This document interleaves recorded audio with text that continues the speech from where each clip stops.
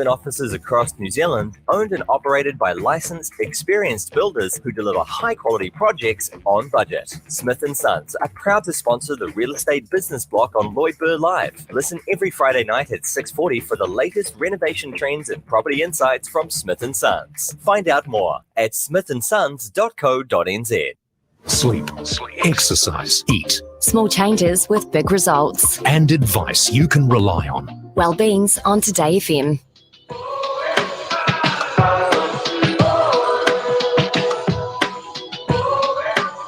And there it is. That is the Wellbeing's radio show for another week. Thank you so much for being a part of it. Thank you to all of our guests. Thank you to Susie Bates for coming on. Thank you to Teresa Gadding. We went to the Dock Hut down in Mueller Hut. We had Lance O'Sullivan. We had nutritionists. And we had you. So thank you so much for calling us. Thank you so much for texting us. And we will see you right here next week. But before we go, was really saddened last Saturday to learn about the passing of Taylor Hawkins from the Foo Fighters. The Foo Fighters are certainly one of my favorite bands. I had the opportunity to interview the band when I was living in America, and I just remember how much that Taylor was the beating heart of the group. And it sort of reminded me of a learning that I'd recently come across from Sam Harris, which is talking about the last time. You never quite know when it's the last time that you're going to see someone. And so I guess just to end on the sentiment that when we're out this weekend,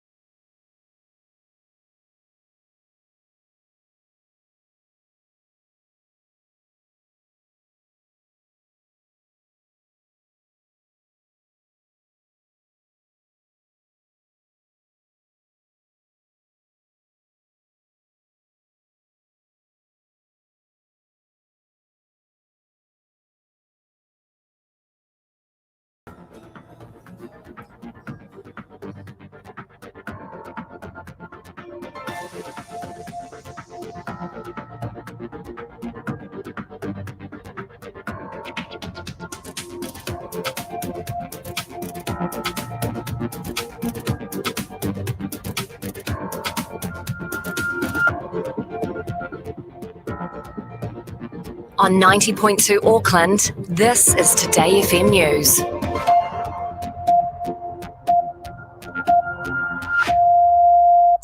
Good afternoon, I'm Angie Skerritt at 12. More emergency oil stocks are set to be released as part of an ongoing global response to fuel insecurity. Today FM's Caitlin Ellis reports. Members of the International Energy Agency have agreed to release additional barrels to help offset the loss of Russian fuel exports. Energy and Resources Minister Megan Woods says the amount... Yo. How are we? Last month, New Zealand... Oh man, got you there.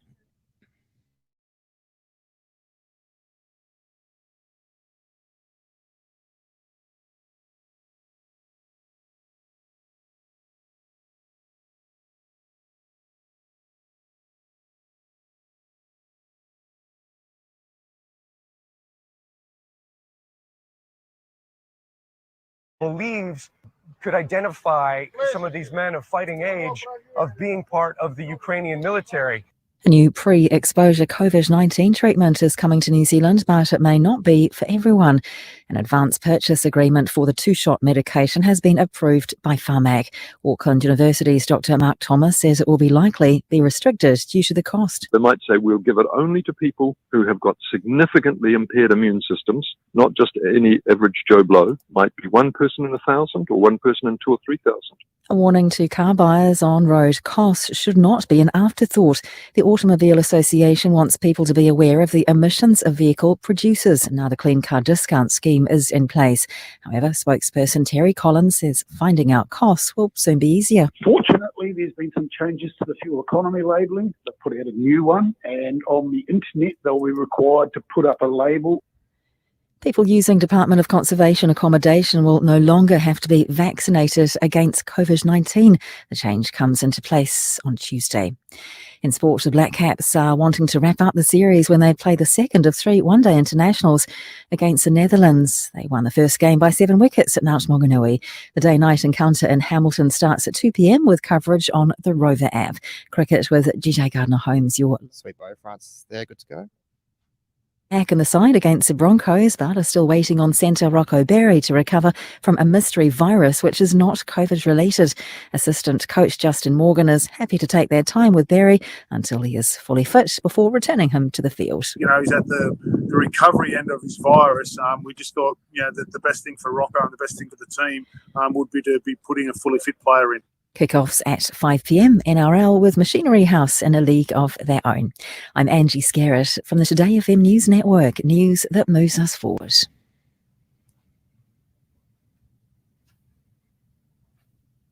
Mentor, Sherpa, counsellor. Nah, just a clever guy doing cool shit. It's Robett Live. On Today FM. Oh, back at it. Shook ones. Good everybody, what's up? Robett Hollis here, episode 304. Also week 2 on Today FM. We learned a lot last week. Joined here by the one and only TT, exec producer extraordinaire. How are you, my brother? Good, mate. How you doing? Good, bro. We're back at it. I'd like to start off the show by letting everyone know my heart rate last week started the show at 115 and it's gradually made my way down to 87. And I'd like to let everyone know that it's actually only 90 right now. So already that means, TT, not only have we learnt from last week, I'm feeling a lot more calmer, relaxed. I've got my apple juice has just, got me in the vibe for week 2 on Today. And I'm really excited for today's show. How's the week been? Are we ready to get into it? Let's boogie. Yeah, man, let's do it. I'm keen as. Game on. All right. Hey, well, TT, if we're going to do that, give me back shook ones again. I'll keep the intro rolling and then we'll get into it. Give me back my shook ones. I've just closed it. You have to give me. Do you want me to get it back up? Yes, because it's shook ones. It sets the tone. It let everyone know what's happening, and I'll get back into the mix. Hit me with the shook ones. Give me 8 seconds. That's fine.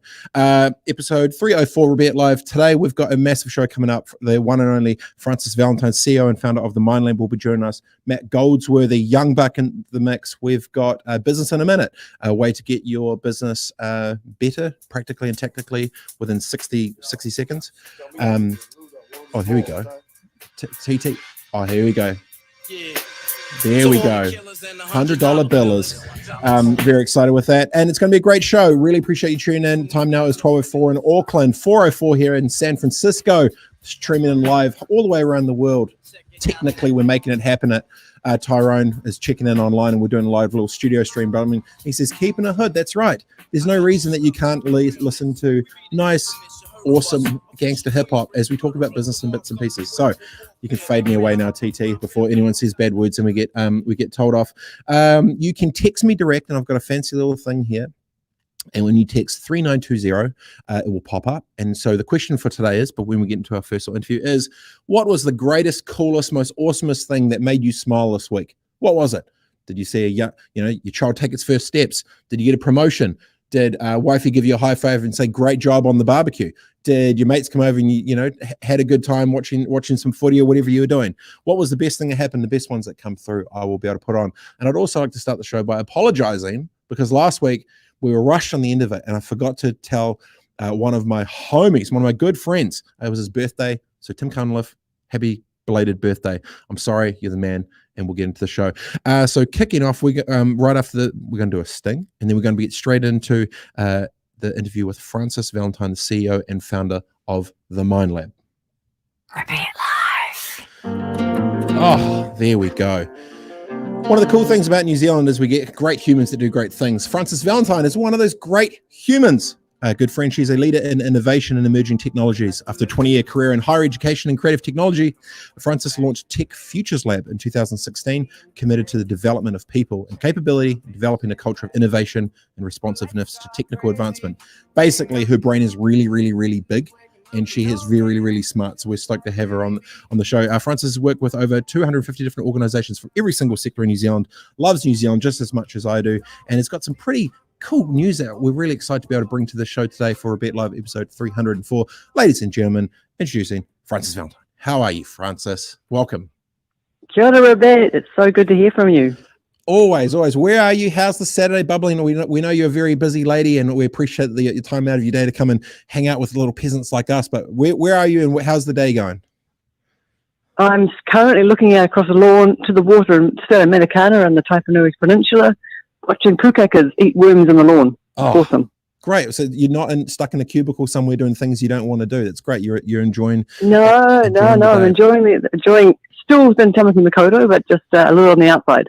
So we wanted to bring you on the show today because you've been a very busy lady over the last little while. We've got the digital boost thing bubbling. We had Anna Curzon on the show, the chief product officer from Xero last week, and she was talking about digital boost and the alliance and the great stuff that you've been bubbling away with that. So for those that potentially that maybe missed that, in a nutshell, what is digital boost, and then we can go into the exciting stuff that's been happening this week, which I'm pretty cool into it.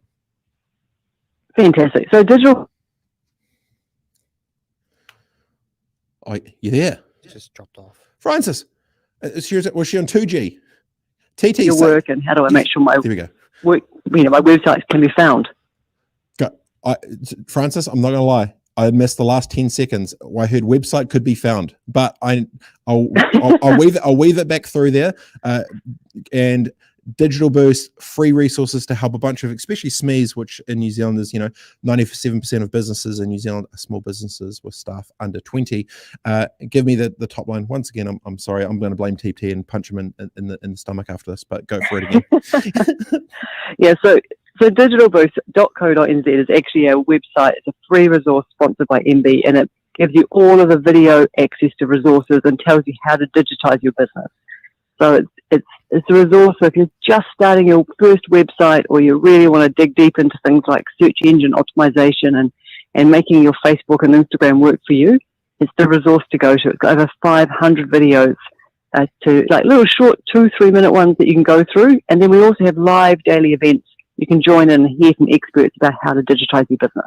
Love it. One of the one of the things that Paul Conway, the chief economist for BNZ, now the Reserve Bank, was talking about on one of our last conversations was around the absolute amount of disproportionate upside that businesses can do when they embrace digital technologies to make their businesses faster and more efficient and better. And I think, especially if you're running a business and you don't understand, you get quite fearful of technology.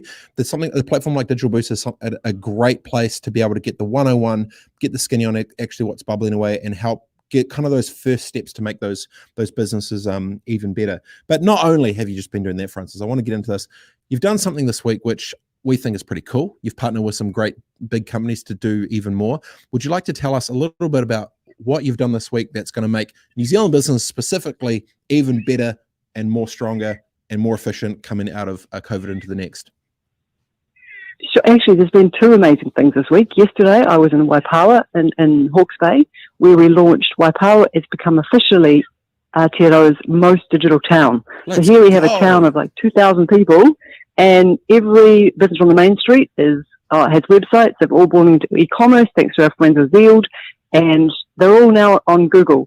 What happened, we discovered that only about 7 of the businesses were even on the Google My Business. You couldn't find them, and now 112 of them are. They've really kind of stepped up into the challenge, a small town. And so when we were there yesterday, we also launched an amazing new tool on Digital Boost called Checkable. Now, Checkable is a resource where all you do, you sign up for Digital Boost, you go in, you enter your website address. So wherever your website is, you enter it in, you enter in your social media handles if you've got them, and then you push a button and wait for about 5 minutes while some incredible computer processing happens and some artificial intelligence and some data analytics, and it does the big whirly machine, and then out comes a report that will tell you all the things about your website that are awesome and are really great and compliant and doing well, and perhaps a few things that maybe you want to look out for, or perhaps the things that are not working at all. And so it gives you all of that information back as a report, and it's entirely free. How good. And maybe a great time to potentially plug the partners there. You partnered with Google. Everyone's heard of the old Google machine. Yeah, Google Cloud. So specifically the team from Google Cloud stepped in to help us. And you, of course, been a thing or two about searching and about the internet, and another great company called TTRO. And so we've been a big team working on this, and I think altogether about 50 people have been working on this full time. It's been a major project, again sponsored by MB, the Ministry of Business Innovation and Employment, just so we can make sure that our great small and medium businesses in Aotearoa can compete against the very best in the world. And all they need to do is just to kind of knock that digital presence out and make sure that they can compete on that platform. I love it. So to recap that, if you're a small business in New Zealand, not only can you get over 500 videos to help your business get better, you can also use the new little software called Checkable. Put in your website, your social media handles, your Facebooks, your Instagram, your TikToks, whatever it may be. They will run a whole bunch of artificial intelligence algorithm over the top of it and instantly pop out a report to let you know what you're doing great, where you can potentially do better, and all of it is free. How good. It's so awesome. Great.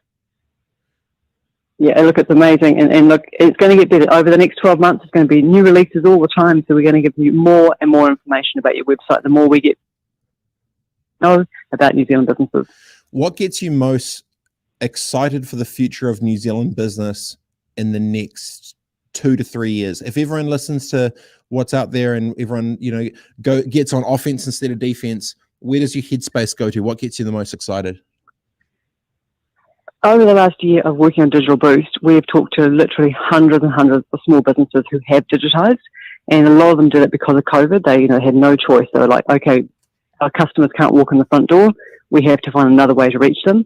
And what they discovered, not only did they start selling and selling more than ever before, they suddenly had international customers. They were really playing on what's uniquely and distinctively from Aotearoa, New Zealand, and going, let's really focus on that. Let's make sure we can reach into those other markets. People are looking for quality. They're looking for, whether it's food quality or organic products. They're looking for, really original clothing, whatever it might be. People are starting to really understand that. So when you talk to businesses who have come through COVID saying, you know what, my business is doing so well, like actually it was a blessing in disguise, you start to see the power of digital when people get it right. And what I think is also amazing is people saying, it's not that hard. There is a huge fear, and the terminology is a little bit intimidating at times. But when people realize it's not that difficult and it's not as expensive as they might think, certainly it's nowhere near as expensive in the days of having advertising above the line, billboards and TV and doing things that way, and newspapers. So, there's a real shift in mindset, and they suddenly go, okay, I got it. And now I see the benefits, and the benefits come quickly. And that's the bit I'm most excited about, because people will get it and they'll change, and we'll move from the small businesses. Only around 50% of businesses in New Zealand who are small have websites. My goal is we'll get to 100% within a year or two, and actually the whole country will be able to perform like other small advanced countries and economies that are really thriving in this space too. Let's go. I think the cool thing with that is by these small businesses that have been locally based, integrating these sort of digital technologies and sort of transforming their business into more of an online sort of digital world. All of a sudden, the eyeballs have got a bit bigger to realize that not only can they exist locally, but potentially, and they are, potentially executing globally with their products and the services and bits and pieces. So in many ways, it's probably widen the eyes to go, hey, our market isn't just 5 million, maybe it's 5 billion, maybe more. And that's a great thing to be happening for New Zealand businesses, to make them be seen a bit braver, looking to the future. And so that's I guess goes hand in hand when you embrace more of these digital technologies more than most, which is super cool. Yeah, amazing. And I want to give a really quick example. Yesterday in Waipawa, I walked into this incredible gift shop. It drew me in. It smelled beautiful. I walked in. The woman behind the counter, I was looking at little few things, and she picked up a lip balm. And it came in a little pouch, and she said, "This lip balm is the best lip balm in the world. You've got to try it." So I said, "Really? What if I really love it and I want to get more of it? I don't come to Waipawa." And she did a little jig behind the counter. She did a little bit of a dance, and she said, "Because right now, I'm on e-commerce now." She'd just turned it on a couple of days earlier, and she was so ecstatic, the idea she could promote this lip balm to me, and then I could come back to her website to get some more. It's that really feel-good feeling of people when they go, "I got there. I'm there now. It's going to be great." And it's the mental shift of them realizing, wait a second, the same product which is physically in front of me, the customer doesn't need to walk necessarily through the door physically. It can be anywhere online, anywhere, thanks to the power of e-commerce, which is super cool. Before you go, Francis, I've got one last little thing. I've been thinking of this idea of the final five around, family, fair, failure, fun, and future. What do you think the bigger? I know I'm going to pick one randomly. I'm going to pick. I'll pick family. I'm going to pick family. What do you think is the biggest thing you've learned about family in your career so far, through growing up and the rest of it? What's your one biggest takeaway you've learned?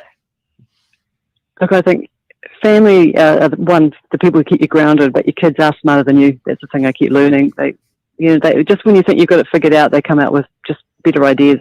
So, I love the power of the next generation to be able to see things just more clearly and not be bogged down by legacy, and sometimes tradition can get in the way. So, I think sometimes listening to the next generation gives you some really clarity about some of the real priorities out of life.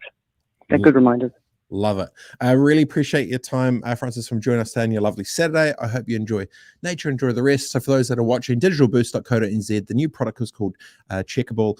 Get your website and your social media in there. Get automatically reports straight back to let you know what you're doing well, what you can potentially do better to make your business better. You can go local to global overnight for free. Thanks to the crew at MB, Francis and the crew at Digital Boost. Thanks for your time, my friend, and I'll be seeing you soon, no doubt. Awesome. Thanks, Robett. There we go. Awesome. Stoked there. Francis Valentine, digitalboost.co.nz, new product Checkable. You are listening to Today FM on Rover, Robett Live, episode 304. Coming up after the break, chatting with some next generation of Kiwis in our section called Young Bucks. What are Young Bucks? Young Kiwis doing great stuff in business. And we'll be talking to you right around the corner. See you on the other side.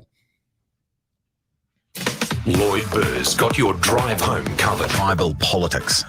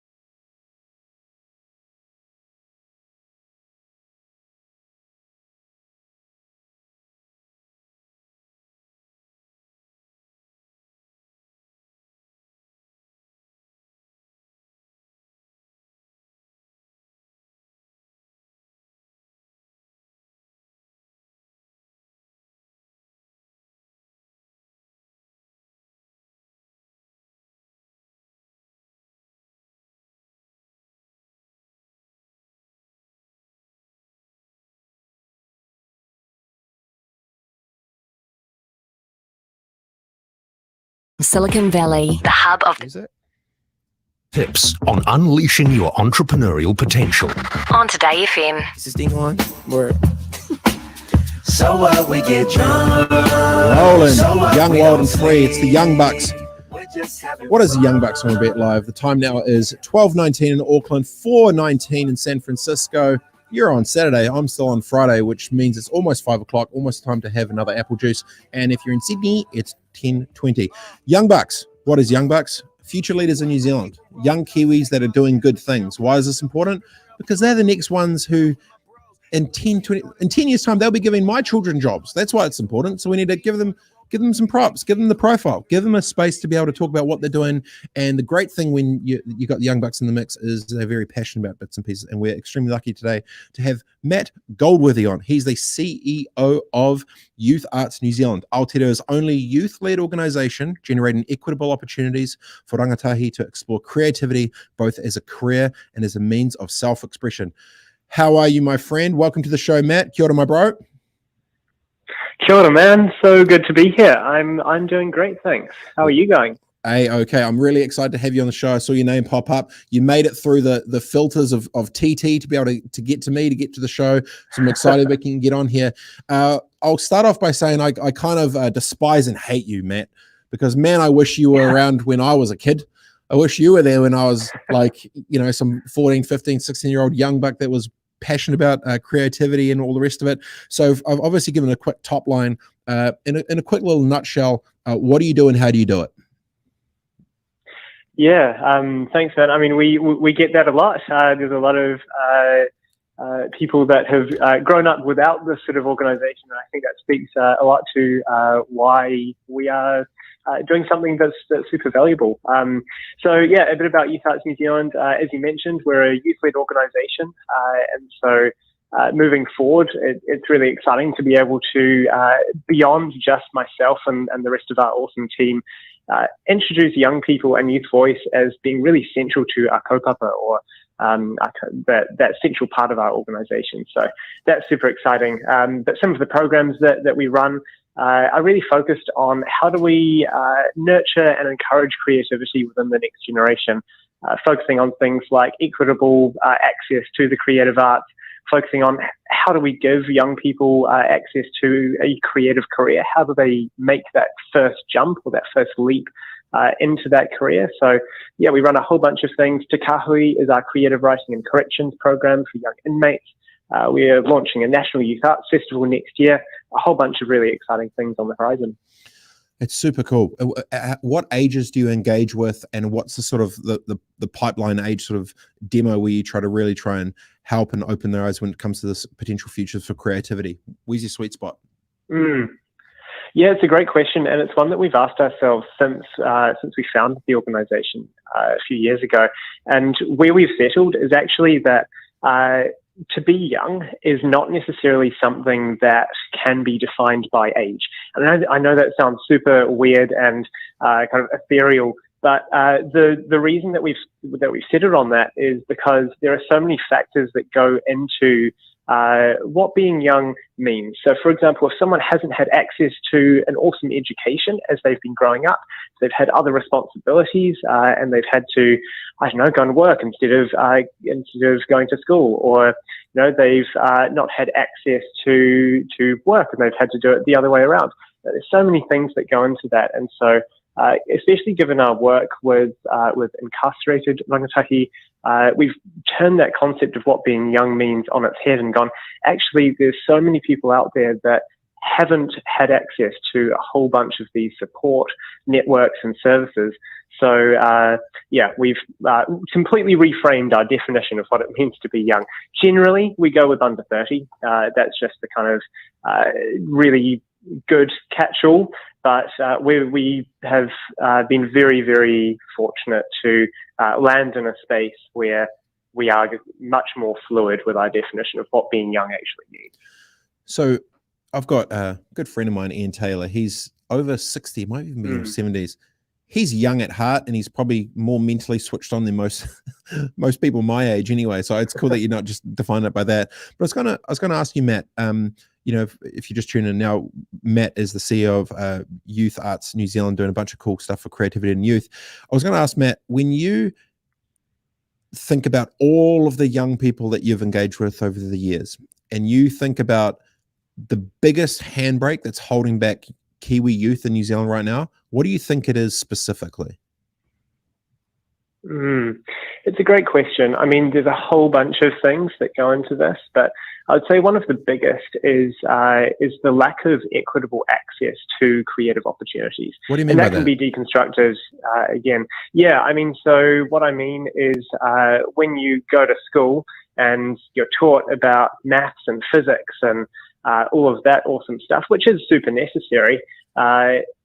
Where does the creative arts fit into that? I was really privileged with my education, and I went to a fairly good school. It was a good decile.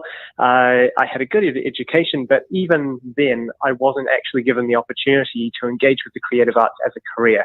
And so, if we're not encouraging this sort of thing in schools, then how can we expect young people to build a career or even engage with creativity as something that's super accessible? So I would say definitely bridging that gap between young people and the creative sector. I think it's a bit of a mystery to a lot of young people.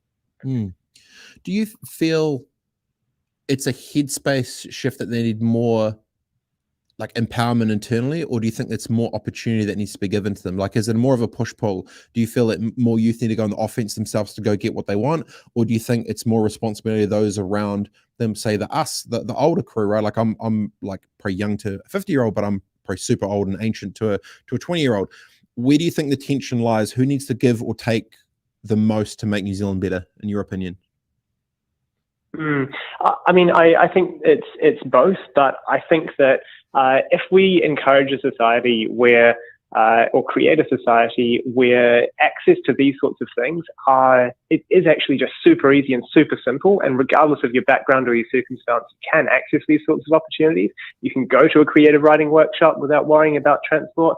You can be taught about a music career or something as part of your career counselling at school. If those things are available, then we're going to see a whole lot more young people actually engage with the creative arts. It's good. When you think young bucks, right, they have the one thing that I don't have, which is time. And when you're talking to most young people today, do they realize how much time they actually have in the long scheme of things? Or do they see the world one step ahead and it's basically there's not that much left? Like, are they a youth today self-aware enough to realize they have so much time, and I would give up any amount of dollars to be 15 or 20 again? Yeah, I mean, it's an interesting one, because if you look at the way that like the gig economy and short-form content on TikTok and all of that stuff is going, it's actually a direction which is much more encouraging of a short-term mindset and just kind of churning stuff out. And I think the way that we create content, media, and just kind of creative stuff, art, music, all of that, it actually has to be done on such a quick time frame now, because that's what people expect. And that's kind of a really horrible way to frame it. And there's definitely some benefits, but I think that there's definitely a lot of challenges with the way that I guess content is consumed. And creativity is difficult because you don't want to just frame it as content, because then it's just for other people. But if we're talking specifically about the career side of things, it is really important to consider that. And so I guess looping back to your question, it's definitely a tricky space for young people to be in because of their proximity to Instagram and TikTok and all of these platforms and kind of social tools that really do prioritize that short-term thinking. But the young people that I have engaged with and that we're really fortunate to have kind of connected with over the course of our journey with Yams, a lot of them have such a long-term vision for the future and are so relentless in just doing whatever it takes to pursue their passion. And I think that's something that's super cool. So future focused, I think, for a lot of young people, but the way that the world is kind of tuning us to be, I think, is a lot more of a short-term mindset.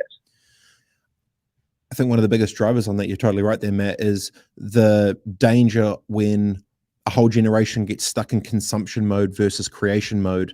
And when you get stuck in consumption, it's the ever non-stop algorithmic fueled intake of content, stream, next, live, whatever. And it becomes so addictive of this almost this Vegas slot mentality of just like go and what's next. I think the good thing, when I think about what you're doing with Youth Arts New Zealand at Yans, is helping try and turn more young people into creators, not consumers, because when they're creating, the ideas are going to the world, positivity is coming out, things are getting created and do it instead of sit back reactionary with everything coming to it.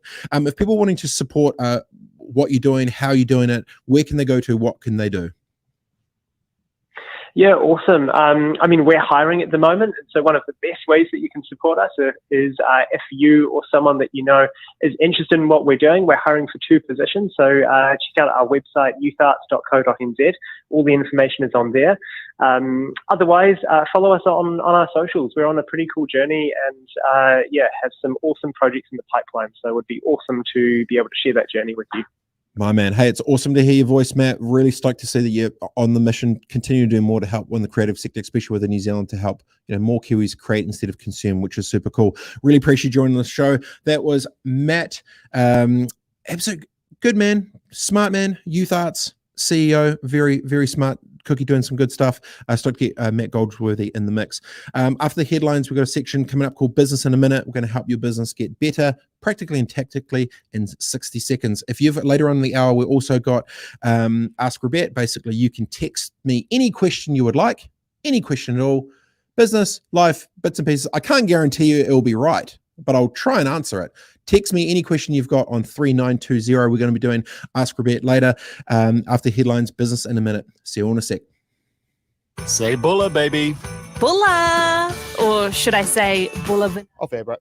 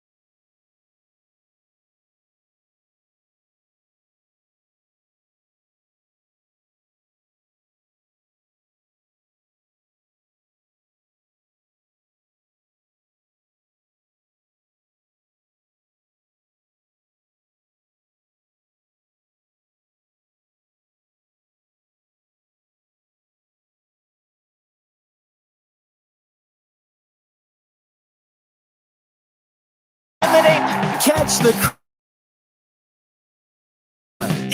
Cool, man. and White Ferns, proudly brought to you by Dulux. 20 seconds. I got some music back in for you. Perfecto.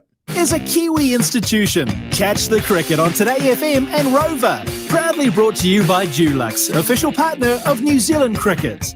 Live from San Francisco. And streaming now on Facebook Live. It's Robett Live with how to turn your passion into profit. On Today FM.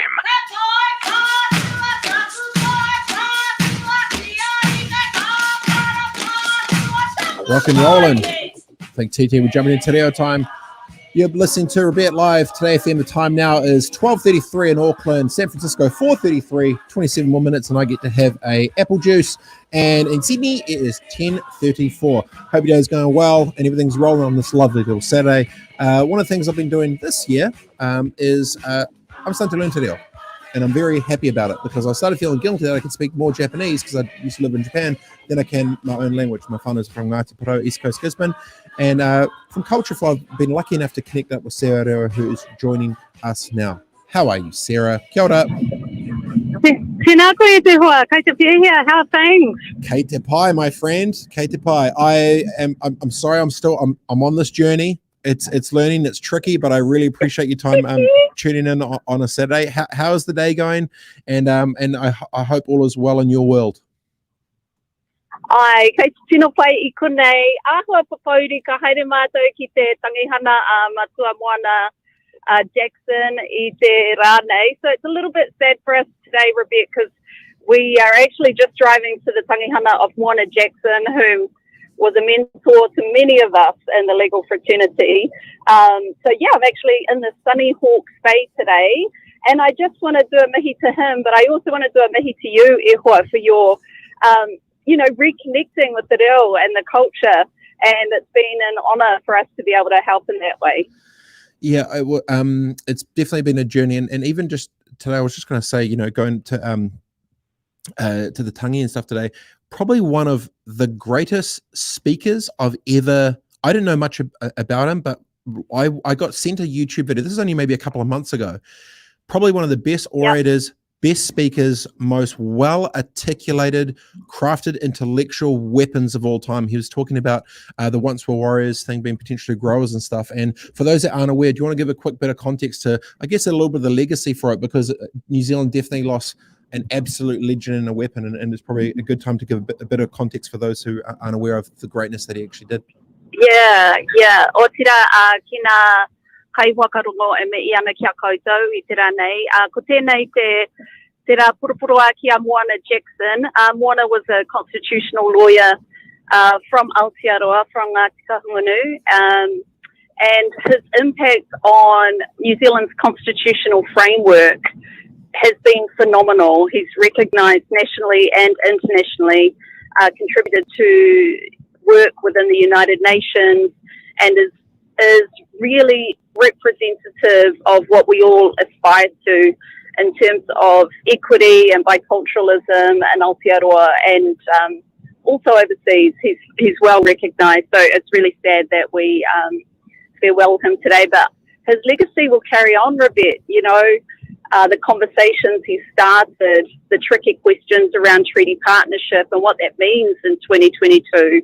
It means we all get to think about what is this environment we want to live in as a community together now. And those really hard questions were started by people like Moana Jackson, like Joe Williams, like Neville Baker, like Whitta Gardner.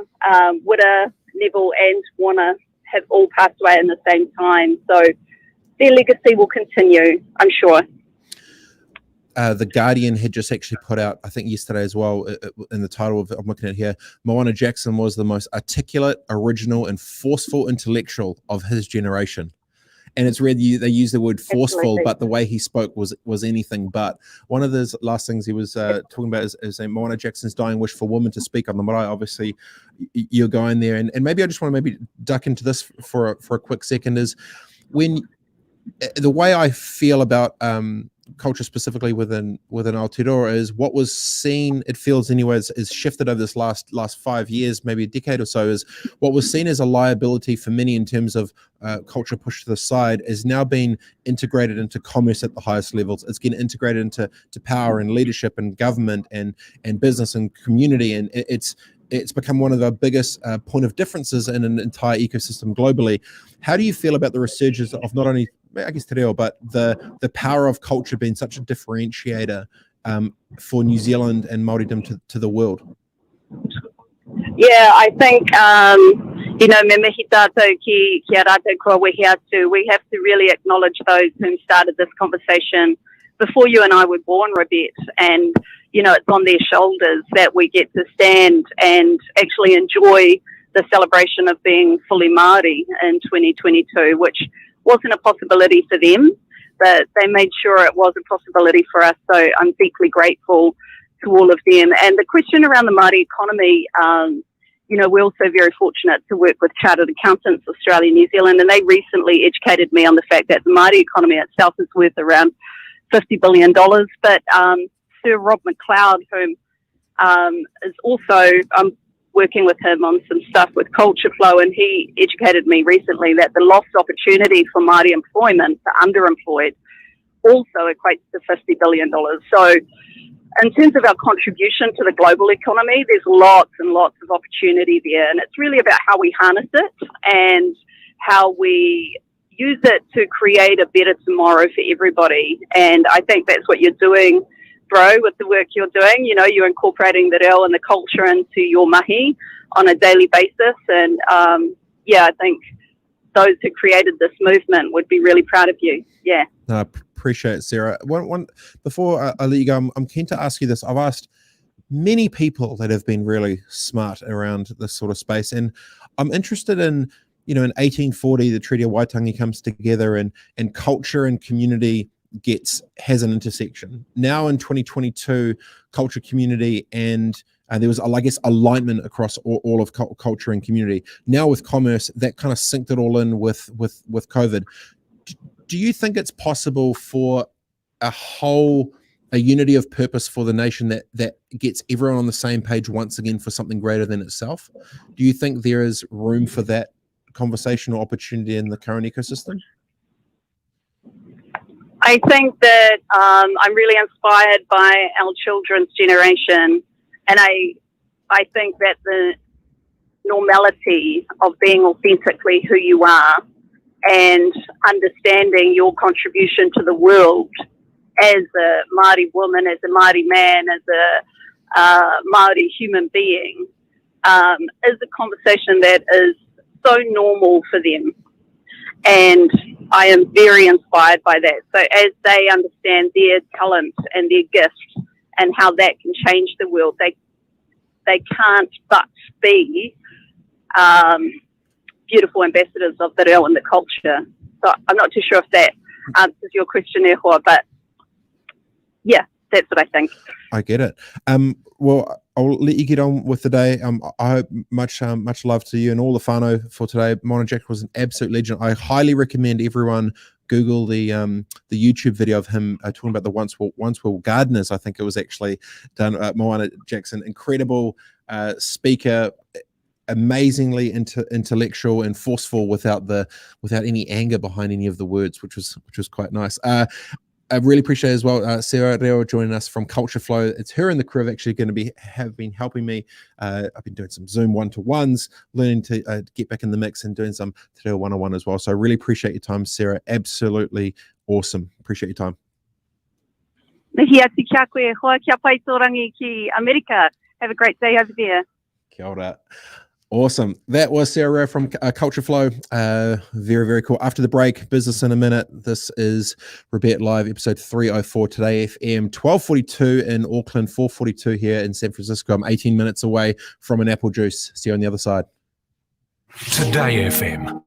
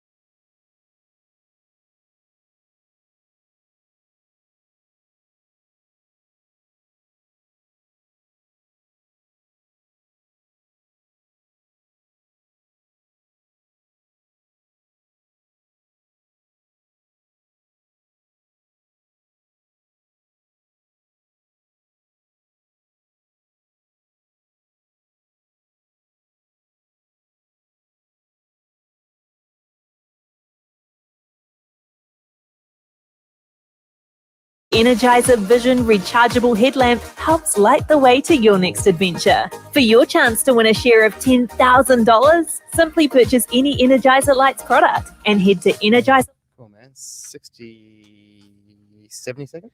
Easy. So they can keep doing what they love. With Omicron cases spreading in our communities, now's the time to get your school-age tamariki immunised against COVID-19. As a parent, you're likely to have questions about the vaccine and what it could mean for your whānau. We're here to help you get the answers and information you need. Call 0800 282926 to chat with someone who can help or to make a booking for your whānau. That thing. When you discover a great TV series and then realise there are 6 more seasons of it, you can... I could also have a yarn with you, learn, share, repeat if you like, bro, cool, about some stuff I've been consuming. Giddy up. Fridge and heating it up for breakfast. Yum! All those things that make life worth living can all come to you thanks to Trustpower's services. Your power, your broadband, your mobile, all delivered in one easy bundle. It's like they're meant to be together. Trustpower. Here we go. Aotearoa's non-stop party show. Saturday. Stand by, bro. There'll be a sting in the music. All night long. On Today FM. Mentor, Sherpa, counsellor. Nah, just a clever guy doing cool shit. It's Robett Live. On Today FM. Kind of crazy they can do a sting and say the word shit in it. Well done Today FM. Keeping it very casual on a Saturday. I like it. I'll complain to HR. I'm quite concerned about the stings coming into my own thing. It gives a potential bad representation of what I'm actually all about. Welcome back to Robett Live, episode 304, 12:45 in Auckland, 4:45 in San Francisco. Only 15 minutes left and I get some apple juice. I'm so excited. We're talking business in a minute. Business in a minute, 60 seconds, get your business better. Simple one to start with for today for business in a minute. Everyone usually tries to do everything by themselves. Wrong. Play to your strengths, find the weaknesses. Most business owners actually don't think about what they're really good at and what they suck at. They can't look themselves in the mirror and go, you know what, I'm actually horrible at admin and back-end and process and systems and all the rest of it. I'm going to try and do everything myself. And what ends up happening is business owners try and literally do everything by themselves and they do an average job at all of it instead of focusing what they're epic at, partnering with others who are good at the things that they suck at. So for myself, I'm a creative guy. I suck at process. So I have friends and people in the team that help me with process or systems. The way you think about it when you think of your team, when you're a business owner, 1 + 1 = 3. One weapon plus one weapon can do so much more and greater than themselves. Don't try to do everything yourself. Focus on where you're good at. Delegate the stuff you suck at. Don't do it all. Partnerships are the key to balance off your skill. If any of you guys running small businesses there, you can do a free small business warrant of fitness at dial.org.nz. Totally free. Takes you 7 minutes. Gives you the whole mix in there. And that, my friend, is how you get your business better in 60 seconds. It's Robett Live on Today FM. Oh, yes. Dreaming. If you don't know, Scribe, Christchurch OG, one of my Aranui brothers. Always good when you have your own show. You can decide whatever you want to put in it, and I just like to put that in there, so I'm putting it in there. If you've got a question right now, we're going to begin to a section called Learn, Share, Repeat. Right after this is Ask Me Anything. Ask Robett. Text through to 3920 anything. Ask me about life, snowboard, travel, business, mergers and acquisitions, digital content, potential strategy, whatever it is. I may not have the right answer, but I'll give you one. And I'll give you my opinion. And we've got, so that's coming up next. Ask Robett will be right after Learn, Share, Repeat. Text through now, 3920 with your question. Robett Live on Today FM. And on this section of Learn, Share, Repeat, I'm bringing back in TT. How are you there, mate? Yeah, good, Robett. Good. Learn, Share, Repeat. What I have on my bracelet is, as you can see, it's a little R dot and it says Learn, Share, Repeat. Big thing that I'm extremely passionate about for myself is, find out what people are into. What are they digesting? What are they consuming? Where are they learning? What are they learning specifically? Is it podcasts? Is it articles? Is it books? Is it YouTube channels? Is it who knows what? So, TT is the weapon extraordinaire. Anytime someone rings 0800 Today FM to try and ask me a question, try to get through, you've got to try and get through TT. Oh, he's a tough man to please, this old TT. He's a tough man. I'll start this way. What are you currently consuming the most that is helping you learn the most? TT? This one's a bit out of left field, I think. But I went through a relatively significant breakup about 8 months ago. And so I've been consuming a lot of relationship improvement content, I suppose you could say. Yeah. Because it was quite a long relationship, and I'm over the past few months I've been reflecting on it and trying to learn what I can from it, to apply to my next one. So I've been listening to a podcast called it's called The Love Chat, and it's basically about taking a step back from a relationship and trying to look at it with an unemotional, objective viewpoint. Very difficult when you're in a long relationship or when you've got lots of emotions. Very difficult, TT. Absolutely. And so that's been the sort of journey for me over the past 5 to 6 months. And so that's really, if I'm looking at what I've consumed the most in terms of trying to learn, it would be, that and another couple of podcasts talking about how to have a healthy relationship, not just romantic relationships, friendships, work relationships, all that sort of thing, because I've noticed that they're really important, having good relationships. Did you find it interesting that you went searching for answers to get better about emotional stuff after you lost something, not when you've got it? Absolutely. Yeah. And that's and that's something that they kind of they highlight in some of these podcasts and episodes, is that sometimes you need to hit that rock bottom, I suppose, for lack of a better word, but something needs to happen to you for things to change. And one of the interesting points that was made in a few of these podcasts is often it's the person that gets broken up with who does more self-improvement than the one that does the breaking up. Ooh. And so I was broken up with, and I'm not angry. There's no sort of there's no negative emotions there. But so I immediately went into what did I do wrong? How can I improve myself mode? And obviously you can't go too far with that. It's not all your fault. There's things on both sides, but yeah, I think having been the one that was broken up with, I was far more and am far more motivated to maybe try write some of the things that I may have done wrong, which led me on a journey of seeking out content to help me do that. Interesting. So you basically saying, those who grow are the ones that actually it happens reactionary to them, and as a reaction defensively, they go into onto offense to try and make themselves better. If they just break up, they just kind of go do their thing. Interesting. Yeah, I think you are kind of right though, because if you think of a lot of other relationships I've seen, is partners break up and one of them just goes to the gym and goes savage and goes beast mode. I mean, is that you, TT? You did. That's me. Well, 2 months after we broke up, I ran 100 kilometers. Let's go. So, but it needs to be balanced, right? Because it's easy to leave a relationship having been dumped and go, woe is me. I was the problem. The ex is great. I wish I was still with them. But you need to balance that with, a healthy amount of self-reflection and looking at what you did wrong, but then not putting all the blame on yourself, because it's not all you. And I think that's what I'm sort of getting out of this content is learning to find that midpoint between, let's look at the things I can improve, but also you're a great person as well. It wasn't all your fault. There were things you did really well and they didn't do so well. So that's what I'm learning from at the moment. Yeah, 100K runs, bit of self-discovery. TT, deceptively deep for a Saturday, mate. I like it. Well done, you. Good on you. And so, just for those that are tuning in, says learn, share, repeat, figuring out what people are consuming to learn the most. What was the name of the podcast again? Where can they check it, or what can they do? The one I would recommend, it's called The Love Chat. It's wherever you get your podcasts. And they're very short episodes. They typically focus on one aspect. So they'll be like, one episode might be, should I text my ex? No. And usually the answer is it's a resounding no. But we won't. What about should you text your ex drunk? Maybe if you're drunk. No. Sorry. The answer is no. Oh, okay. Sorry. I just double check. Cool. Good section on learn, share, repeat. TT, appreciate that. Mega. After the break, we're going to be having a Ask Robett. After the break, Ask Robett.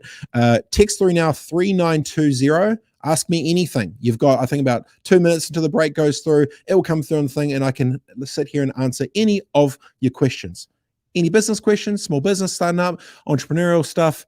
Anything you'd like, maybe relationship advice. Don't know if it'll be right, but I'll give it a crack.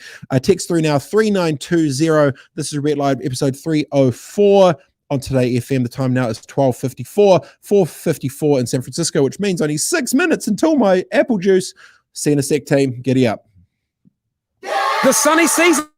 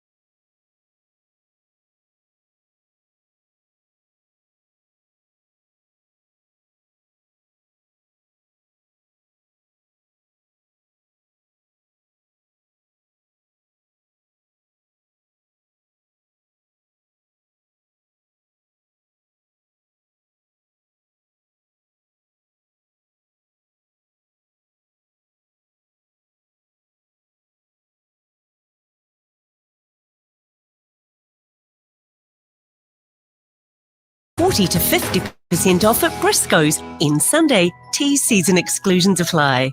His goal: to destroy the tall poppy syndrome. His platform, Today FM. This is Robett Live. Call 0800 Today FM. Back into it, dreaming. 0800 Today FM if you want to ring through and say what's up. Try and get through the dark gates of TT to talk to me. It's 12:56 Auckland, 4:56 San Francisco time. Today FM Robett Live, episode 304. And this is us. We've got some text coming through. Really good content. Well done, Prod. I think I'm Prod, right? Prod. I think TT. He's like, next time they come through, it's going to say TT. Yeah, call me TT, please. That's right. TT needs the props. We've got another little comment. Says, always loved your podcast, but this is next level. Well done, bro. Loving it. Thanks, Gav. Appreciate it. The weird, ironic thing about this is we're actually taking away all the visuals, and we need to keep thinking. Paul Henry was saying it's theatre of the mind. So we're trying to do theatre of the mind with voice. And we've got Ask Robett coming up now. TT, what have we got? We've got someone that's just texted in, Robett. They say, hey, team, at what point do you switch off for the day or week? And how do you manage to do this, even with an intense workload like yourselves? How do you actually take time out for yourself when your work is so closely linked with your passions? Great question. It's a good one. It's a little deep, but it's a little fair, and it's cool. One of the biggest dangers or tough bits around being an entrepreneur is your brain doesn't stop, and so everything's always bubbling away, and you've got ideas and things to do. So the key things are integrating certain pieces into your life, like what I do. So my phone goes on do not disturb after, I think it's like 7 o'clock. So 7 o'clock, like, do not disturb. You cannot talk to me. And it goes do not disturb into the next day until I think it's like 8 or 9 in the morning. I'm doing the whānau stuff. So that's number one, do not disturb. I don't take my cell phone into my room. I have a small voice recorder, and I put the voice recorder next to my bed, so then I'm not playing on my phone and pissing around. The one thing I do as well is your brain can't be in fifth gear the whole time. So you need to structure dedicated time for yourself, for you to be with you. And what I mean by that is I have a custom little moleskin, which is a fancy little Italian leather-bound book, and a pen, and I will go and I do planning and I write, and I constantly I set myself up almost every day of a little time that I can spend for myself to think about what's coming up next. And that's kind of what I do. You need to set structure, create space, and that is the main key for you to be able to keep balance. So I really appreciate the question. Coming up in the next hour, it's going to be mega. I'm joined by Rebecca Hunter from Manuka RX and a whole bunch of other good stuff. This is Today FM. Download and Rover Robett Live on Spotify, episode 304. See you in a sec.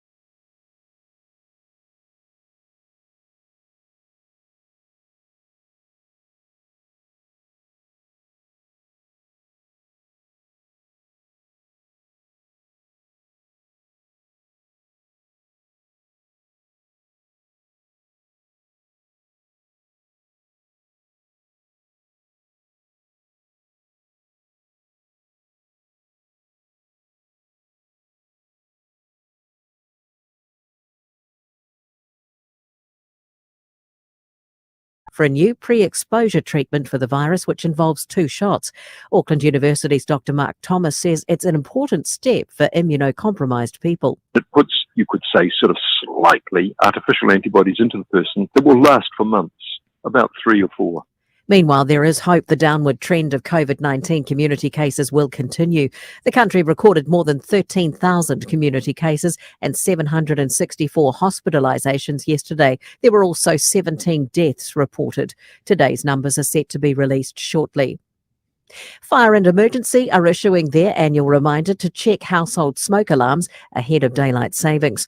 Community Readiness and Recovery National Manager Steve Turek says people should also take note of where they are placed. We recommend that you should have smoke alarms in at least each bedroom, in the hallway and the living area, which are the places that you would use to exit.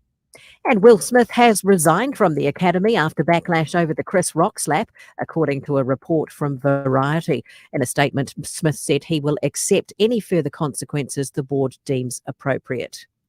And the weather in Hamilton is shaping up nicely for the Black Caps as they get ready to take on the Netherlands in about an hour. A win today at Seddon Park would clinch the ODI series for New Zealand, following a 7-wicket win in the series opener. Cricket with GJ Gardner-Holmes, great supporters of New Zealand cricket. The Warriors are fully aware of the strengths of their opposition in tonight's round 4 NRL clash with the Broncos. Assistant coach Justin Morgan is calling for his side to work as a team to counter the attacking prowess of the Broncos through the centres and their kicking game. So we're going to have to work together defensively to nullify some of their offensive abilities. And I think the secondary part that will be really important for us is the kicking game. Kickoffs at 5 p.m. NRL with Machinery House in a league of their own. I'm KM Adams from the Today FM News Network. News. We'll just go straight in after this sting here, bro. To drink when you're not drinking. AF Drinks. Stand by. New Zealand's only 100% carbon. Sting and then straight back to you. 1 or 2 showers possible this afternoon. Right, bro, Sting straight back to you. And a high of 25. Overnight, we're down to 16. Tomorrow, cloudy with afternoon fine spells and a high of 24. Mentor, Sherpa, counsellor. Nah, just a clever guy doing cool shit. It's Robett Live. There we go. Back into it. Hour number 2, Robett Live, episode 304 on Today FM. Wherever you're listening, I hope your day is going well on the Saturday. It's 103 in Auckland, 503 in San Francisco, which means it's been 3 minutes past and I can have my apple juice. I'm finally happy. Thanks so much, team. It's a great day. Coming up this hour, really, we've got a whole bunch of cool stuff happening. But first things first, we're going to talk money. And the only way to talk money is to just go straight to the top of the food chain. Who's the gnarliest human that we can get to talk about things which are directly related to the economy, but in a cool, practical, and approachable way? I've got an idea. His name is Paul Conway, and he's the chief economist of the BNZ and also incoming for the Reserve Bank. Let's get into it. Robett Live. On Today FM.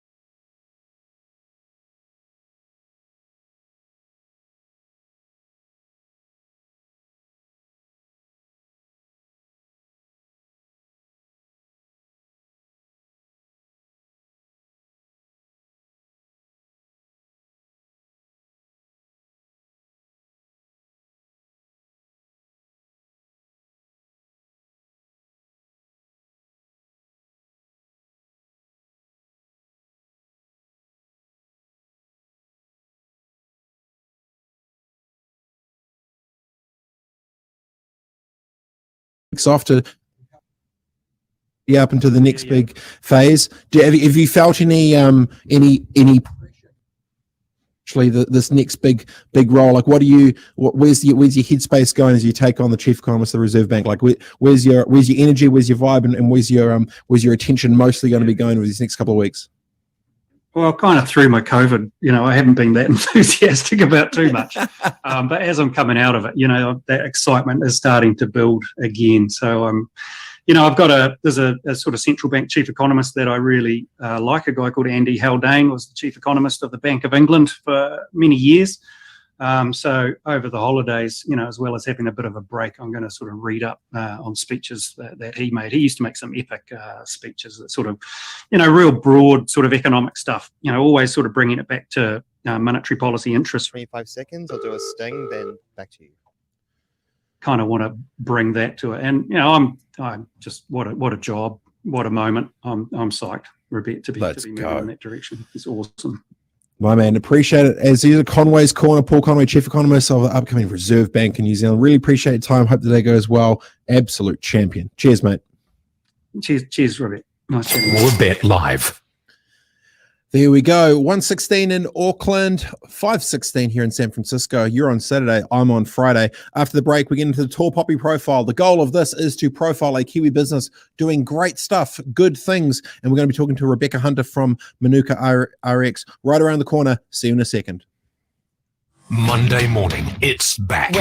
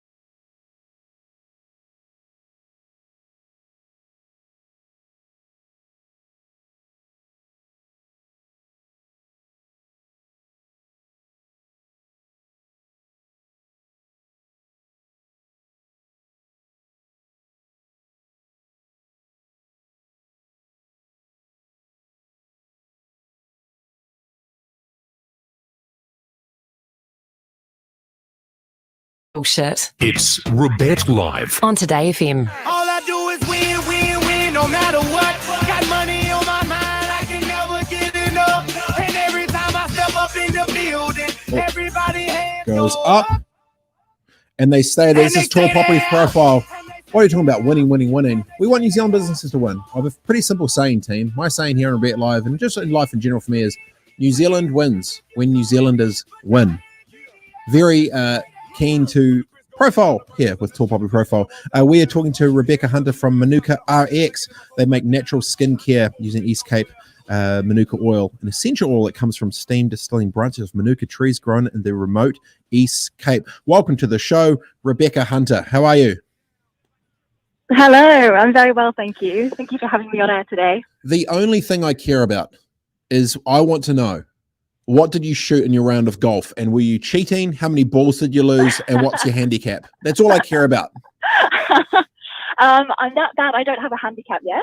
And we lost 2 balls. And we haven't played the 9th hole yet because we've just come back to the clubhouse to do this interview. Oh, there you go. How are you shooting so far? Are you playing well? You heading it true? It's going okay. It's going okay. But yeah, there's a lot of improvement needed in my golf, that's for sure. So it sounds like it's going shit, but at least it's a Saturday. But I appreciate you being able to jump in. Exactly. So I gave a quick little intro to Manuka RX. A point of this here is to kind of showcase Kiwi companies doing cool stuff. Today you guys and girls you've helped plant over 5 million Manuka trees to keep up with demand for the essential oil. Tell me a little bit about the business. What is it? How's it going? Where did it start? Where did it come from? And give me the genesis of Manuka RX. Yeah, absolutely. So the company's been going for about 5-6 years now. It was started because the two co-founders were looking into Manuka honey as a medicinal export, and they came across Manuka oil from the East Cape, and they actually realized that the properties in the oil there are a lot more potent than the honey. So they thought, actually, this could be huge on the global market, on the global stage. So because you can't apply the oil directly on your skin, the founders basically turned it into skincare. So that's what we sell. We make efficacious, natural New Zealand skincare with East Cape Manuka oil. Very cool. The market of Manuka branding globally when it comes to honey and different bits and pieces is pretty strong.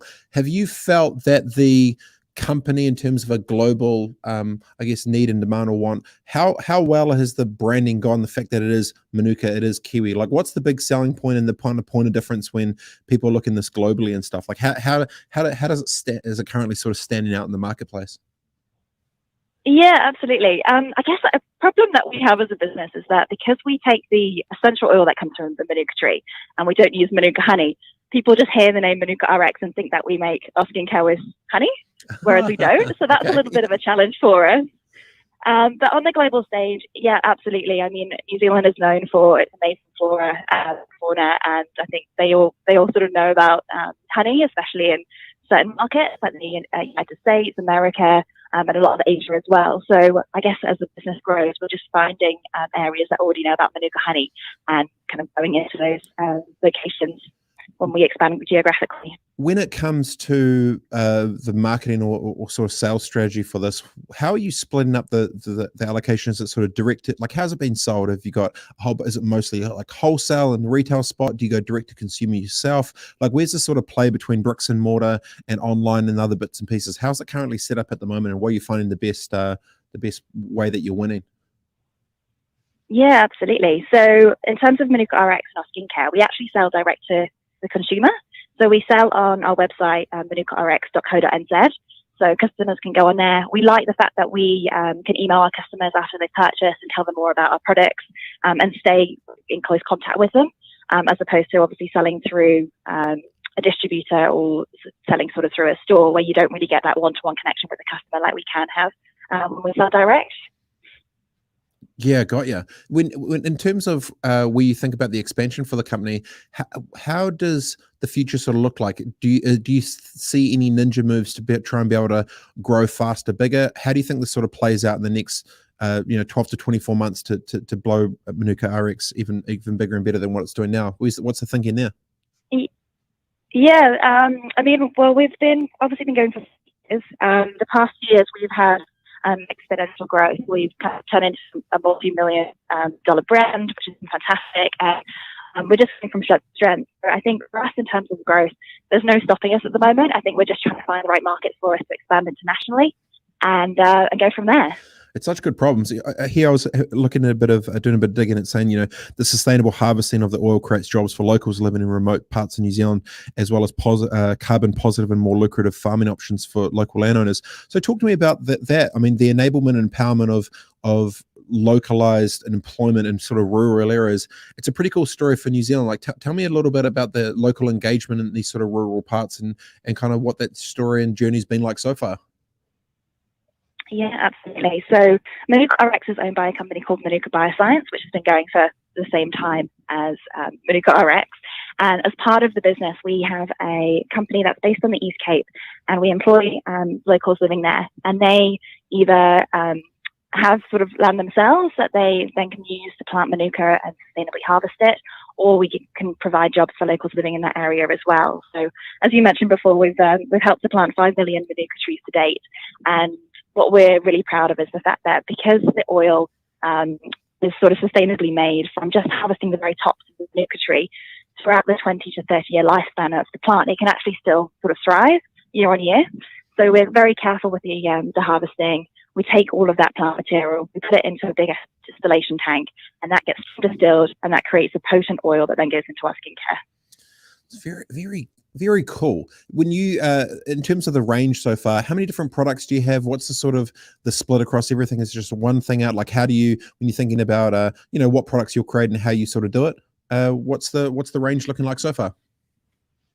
Yeah, absolutely. So we've got 3 different collections. We've got a pro-aging, anti-aging collection, we don't like so much aging in the office, so we decided that the pro-aging philosophy would be sort of where we'd go with that name. But that's it's got 5 products in the suite now. We've got sort of day cream, night cream, skin oil, cream cleanser, and eye cream, and that sort of is our best-selling collection. And then we've also got a acne range and kind of an everyday suite of products as well. Gee, there you go. Interesting on the acne side. Do you have quick one? Just asking for a friend. Do you have any anti-balding stuff? Do you have any of that stuff? You got any of that? Yeah. Not yet. But we do a huge amount of science and research into finding out about the properties of the oil. So if we come across some science to prove that it's great for balding, then hey, it's not for me. We'll let you know. Not for me. A friend just texted me through and was just asking, hey, if there's a way to do it, that might be cool. How exciting is it to be on the journey of a fast-growing Kiwi business coming through these last couple of years? Obviously, the challenging times of COVID and moving into the next. How's the momentum sort of shift been, seeing such awesome growth in a time where many have been sort of struggling? You kind of cranking and going on offense. What's the energy and the momentum within the team being like of these last? I guess like what have you learned the most about your team or your company or the crew in the last couple of years? Yeah, I mean, it feels like a family in terms of the business. I think we all just celebrate our successes, and we've been so proud of the growth that we've had. We're about to move office next week because we're sort of outgrowing the office that we're currently in. So no, it's awesome. We're really excited about the journey we're on, and we love the fact that we're making such a positive difference to the East Cape as well. It's very exciting, super cool indeed. If people want to check out the products, where can they go? What can they do? This is kind of the great time where you can just plug the website and then just go for that. Like right about now is probably perfect. Where can they go? This sounds great. Like what do they do to support this great New Zealand fast-growing business? What can they do, Rebecca? If you want to support us, just visit manukarx.co.nz and you can find all of our products on there. We offer free shipping in New Zealand, so you can go on, order what you want, and we pretty much dispatch next day. So you won't be waiting long for your goods either. There you go. Well, I hope the rest of your Saturday goes awesome. You get back out to the 9th, you smash one down the hole. I highly recommend just totally sending it. And there's a strategy which I use. When I go out, I take a little wireless speaker and maybe some apple juice, and I just play music, and I play this thing called Storyball. Now, what Storyball is, it's not about what you score. It's about I kick the ball like anywhere I want as long as I can have a shot. And you think of like, what would be the coolest story be if I could actually hit the shot? So you're like, yeah, I'm going to just try and curve it around the trees, through that little gap, over the bridge there, and it's going to drop there right next to the pin. And it will never happen like 9 out of 10, but 1 out of 10 or 1 out of 20, you'll hit such an amazing shot. And in years to come, you'll always talk about that. So an advice for myself is stuff the score, have fun, and play Storyball. Yeah.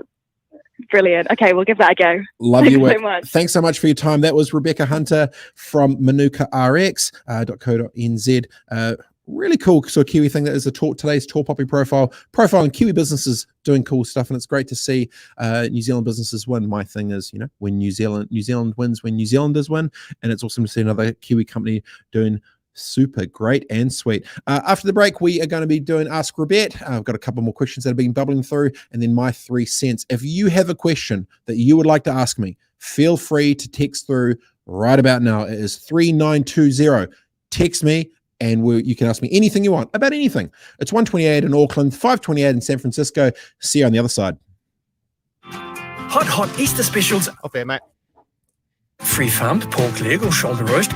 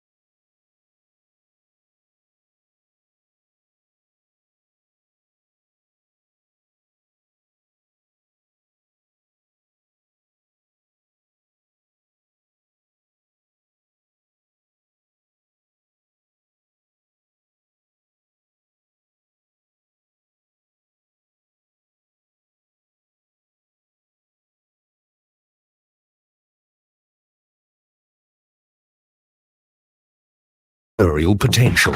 On Today FM. Back at it. I played Scribe again because we want to. Joined here by TT, exec producer. This is Ask Robett.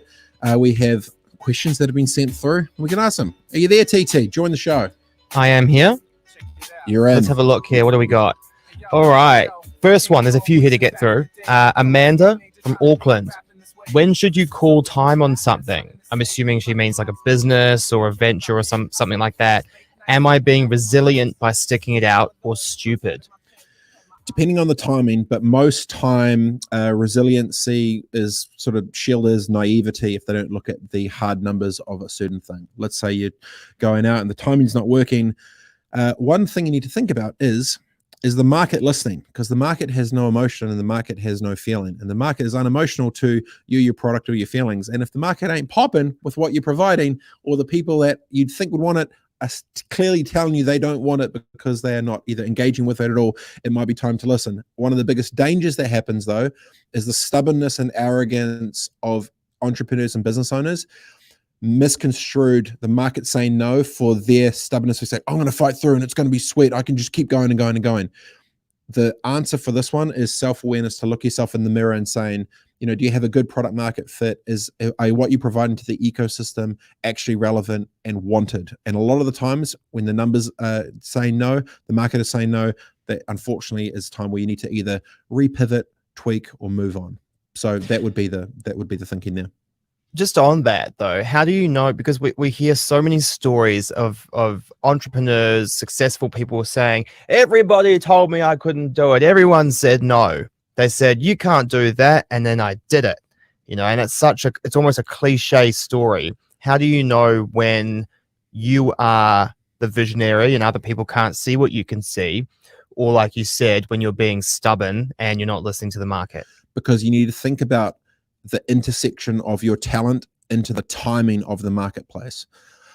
For example, if you know that the market's going to a certain spot, so say, for example, in one of my companies, it was digital video production stuff. I knew that all the TV money was coming into the digital landscape.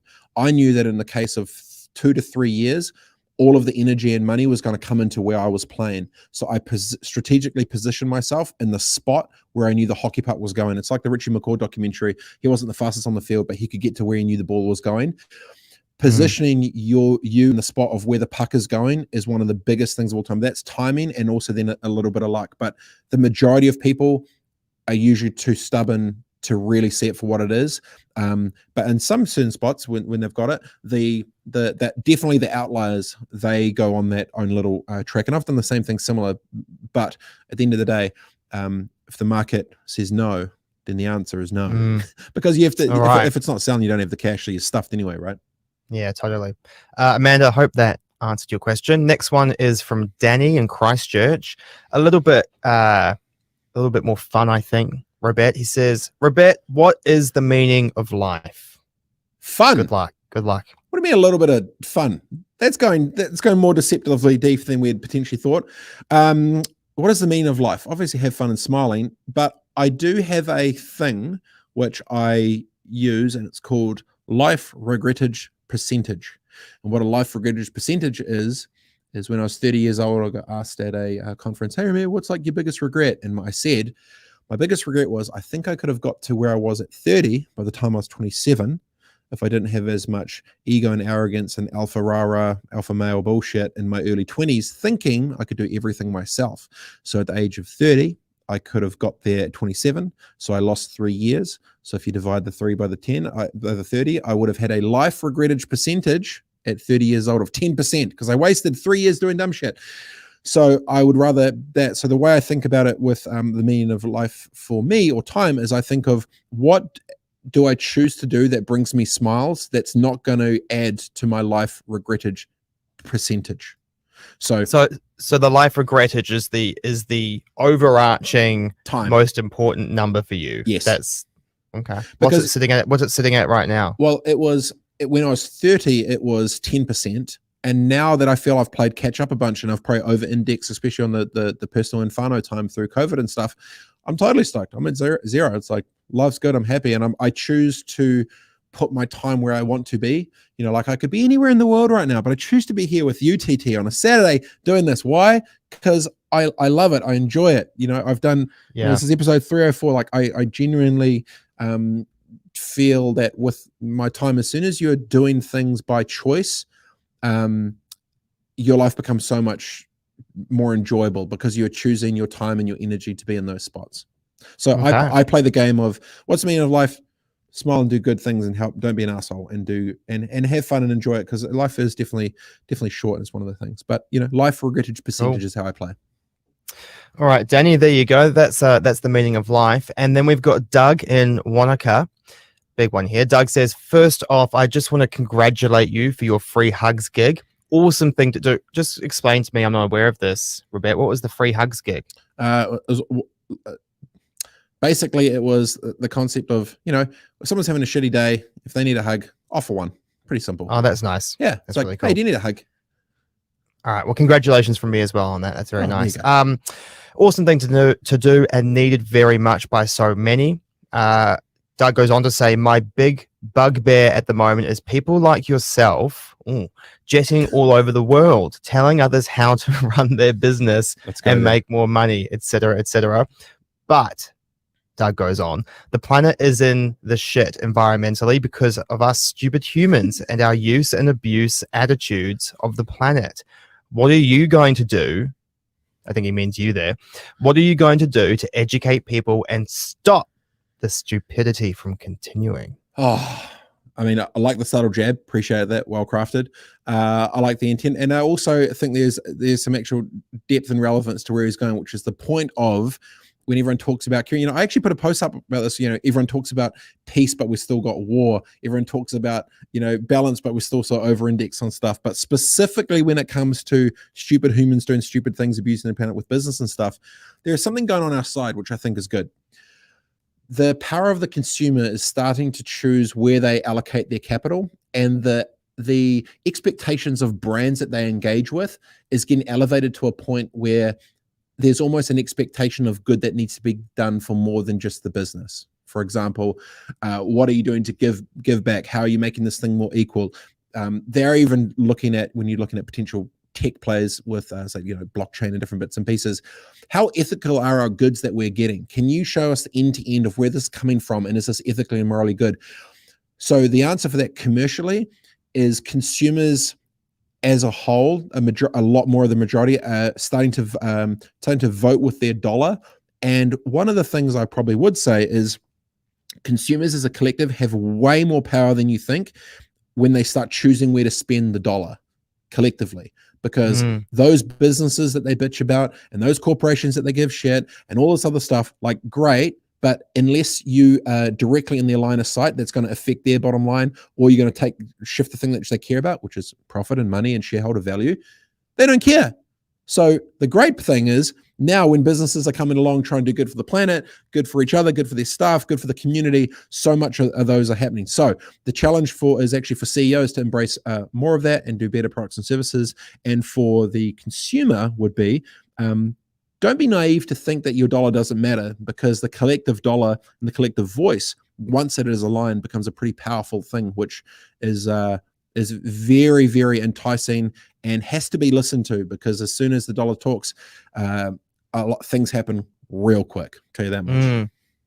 It is interesting though, because I wonder how much pressure should be on enterprise to push this social change, environmental change, all of those things that we all want to work towards for the greater good. How much pressure is on enterprise to lead from the front in regards to that, as opposed to, I know you were saying that the power of the dollar when people put their dollars together, but that takes a long time to do it that way, right?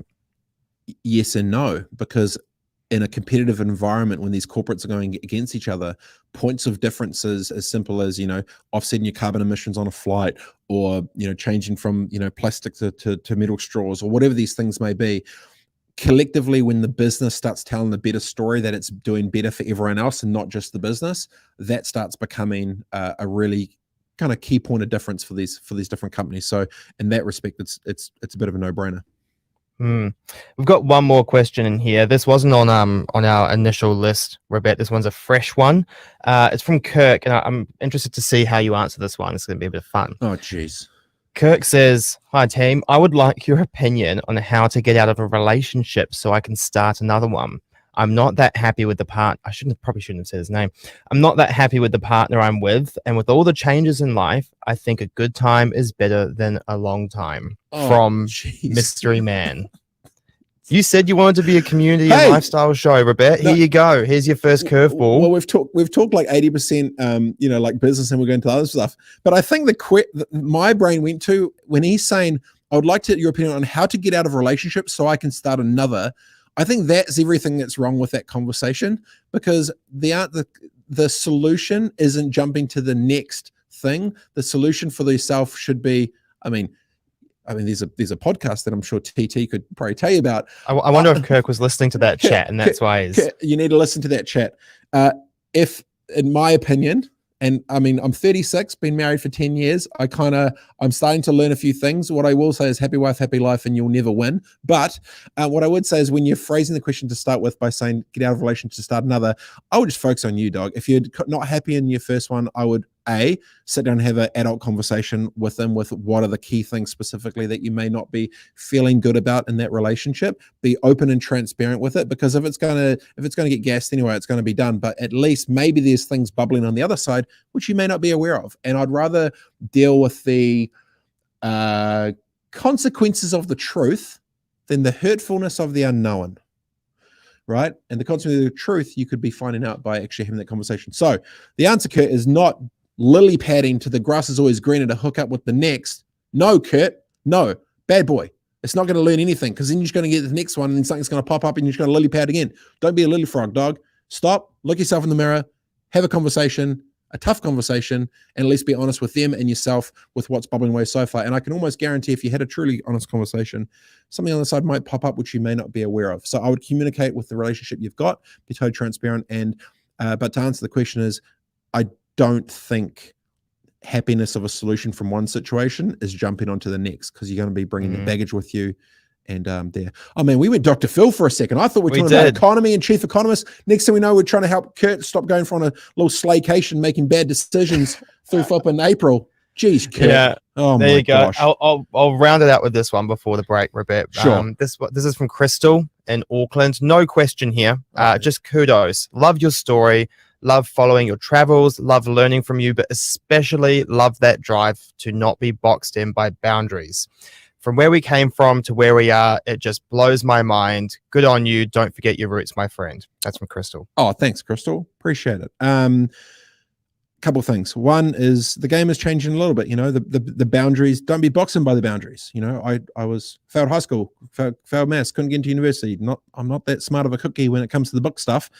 But I feel that boundaries and getting put in boxes. It's the biggest. It held so many people back mentally with what they can and can't do. So I'm like, stuff all that noise. Appreciate it. It's kind of a good one. Appreciate the good little section on Ask Robett. Someone just texts through, is the cricket on the station? No, the cricket's not on the station. Sorry, mate. This is Robett Live. But after this, we've actually got a pretty epic sports show getting into Mark Peard and stuff, which we'll be getting into, which we'll probably be talking all about that, but that's going to be coming up in a little bit. We're going to be jumping on to a bit of some advertising. We've got to pay them bills, so make sure that TT keeps rolling and the apple juice gets flowing. After the break, we have banter with Bruce. Today FM with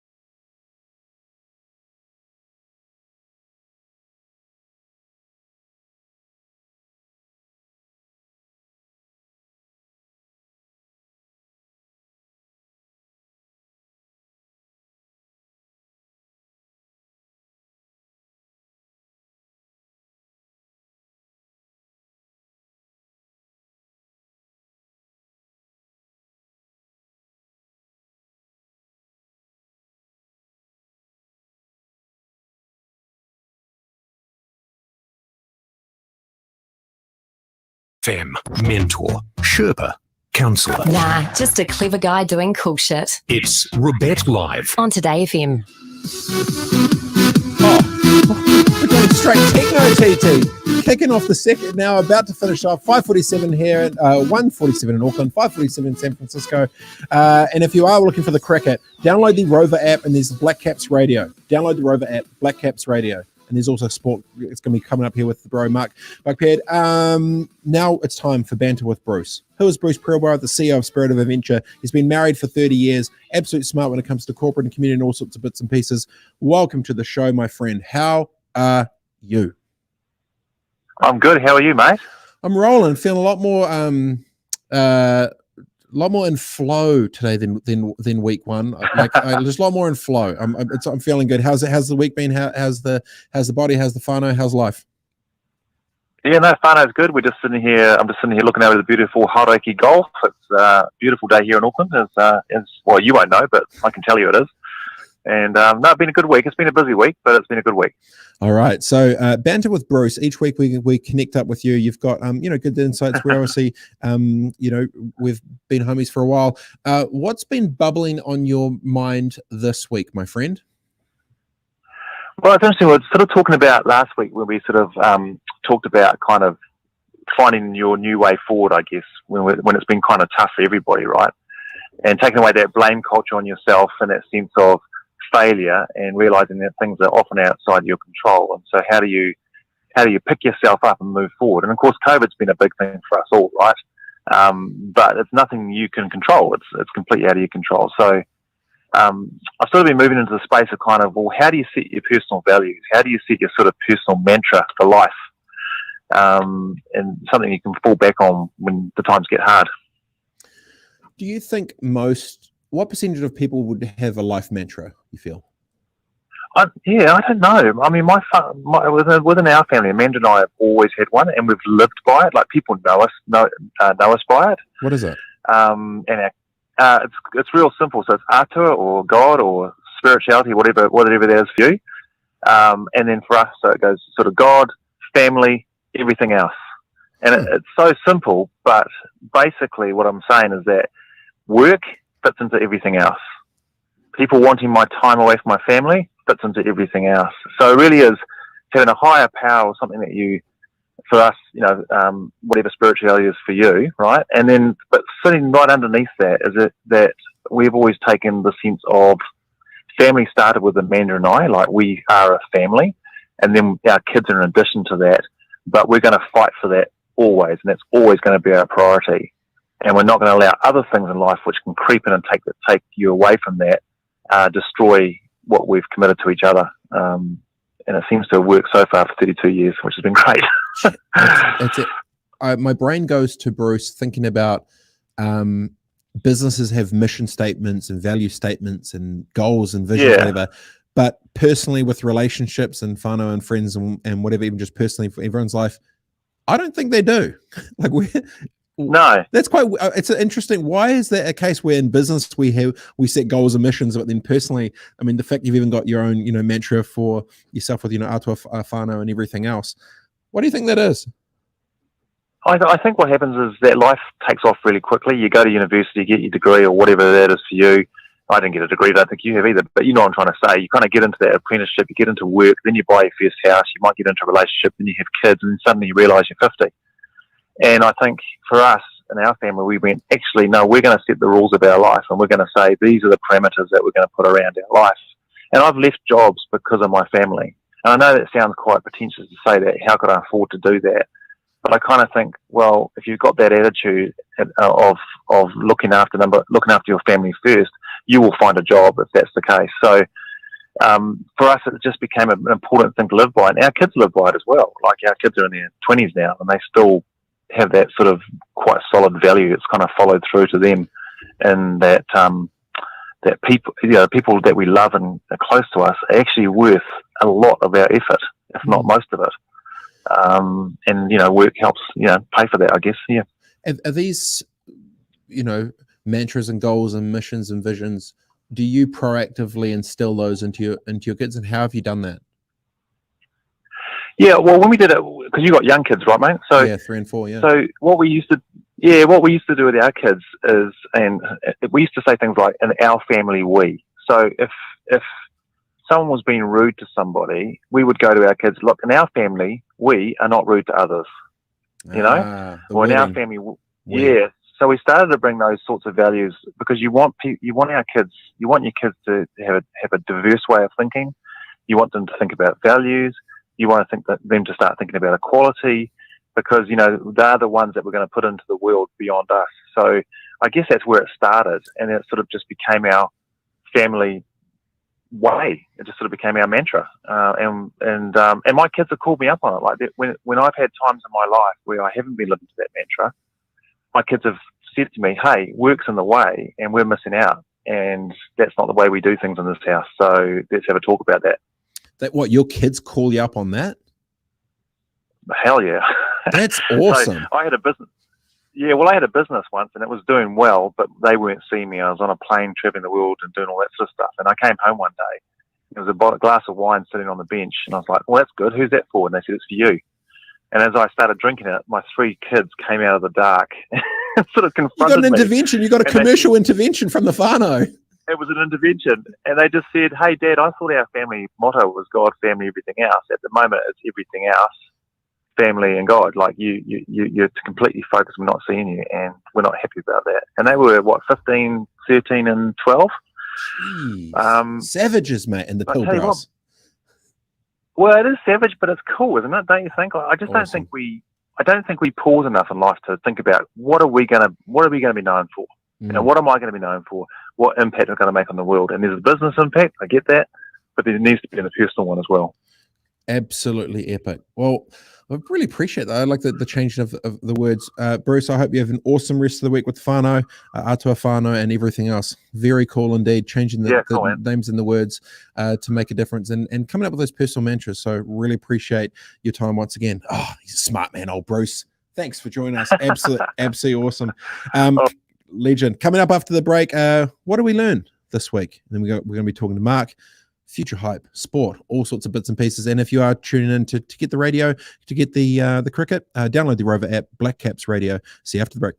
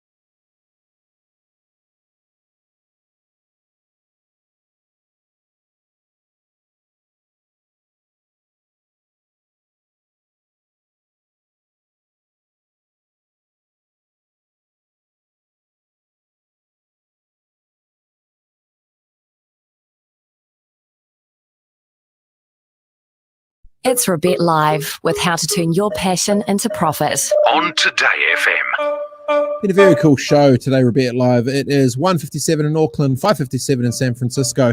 Coming up next is going to be the bro Mark Peard talking about all things sport. What have I learned today? A couple of quick things. Number one, digitalboost.co.nz. You should check it out for your small business. They've just launched a thing called Checkable. And you can make your plug in your website and your socials, and it can automatically tell you what you're doing, right and bad. Number two thing I learned this week is changing the wording of we with your whānau. Our family does this, our family does that, and setting the expectations of that. And the third thing, I've got a little book here, and my little book is my mum wrote this for me, and it's from end to end. It's filled with a whole bunch of different stuff, and I'm randomly opened it to one page, and the little saying for that she said is, wisdom is better than strength. There you go. Pretty good. Coming up next on the show is Mark Peard. Mark, we're going to be talking sport. Are we in there? There's a cricket. How are you, my bro? We all hyped? What's popping? We are pumped. Our whānau do things different. See what I did there? I'm already learning from you. See? Our whānau, we do sport different. This week, too, I'm really excited. Have you ever heard of a guy named Cor Venez? No, but he sounds like it'd be an awesome Instagram account. He certainly is. You should go and follow him. He's a slap fighter champion, professional heavyweight slap fighter out of Hawaii. So we got him on the show. We're going to be talking to him about Will Smith's slapping technique. Oh, there we go. Excited to hear that. Stay tuned for Mark P coming up on Sport here on Today FM. Very excited. Cool day. Really appreciate everything. Thanks to TT. Thanks to all the crew. Feel free to download, if you're into the cricket, download the Rover app right now. Black Caps Radio. It's going to be rolling along. My name's Robett Hollis. Hope you've enjoyed it. This has been fun day. Fun times for episode 304. Be good, be great, do good stuff. And I hope that everyone has an awesome rest of the day, whatever you're doing, wherever you're at. Good times, good vibes. And I'll see you all soon. Peace.